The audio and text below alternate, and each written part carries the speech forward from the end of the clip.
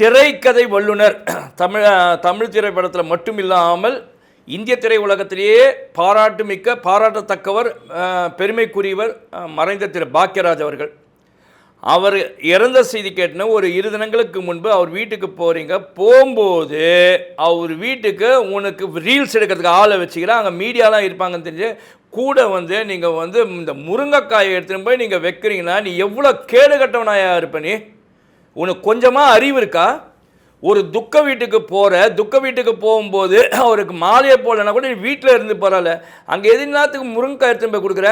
அவர் முருங்கைக்காய் கதை மட்டுமா சொன்னார், எத்தனையோ விஷயம் சொல்லியிருக்காரு. குடும்ப பாங்கான கதைகளை தான் நிறைய பண்ணார் அவர் எவ்வளோ சொன்ன விஷயங்கள் இருக்குது. அதை விட்டுட்டு நீ அந்த வீட்டுக்கு முருங்கைக்காய் எடுத்துன்னு போகிற மாதிரி பாரு. உன்னை மீடியா அங்கே எடுத்தாங்க பாரு, அவங்கள சொல்லணும், எஸ்பெஷலி யூடியூபர்ஸ் எல்லாம் சொல்லணும். இன்னைக்கு மட்டும் நீங்கள் தப்பு செய்யலை. இதுக்கு முன்னால் ஒரு சென்னை பிரசாத் லேபில் நடந்த ஒரு திரைப்பட நிகழ்ச்சியில் தொகுப்பாளினிக்கு மாலையை போட்டிங்க அவங்களோட அனுமதி இல்லாமல். அப்பயும் நாங்கள் உன்னை கழுவி தான் ஊற்றுனேன்.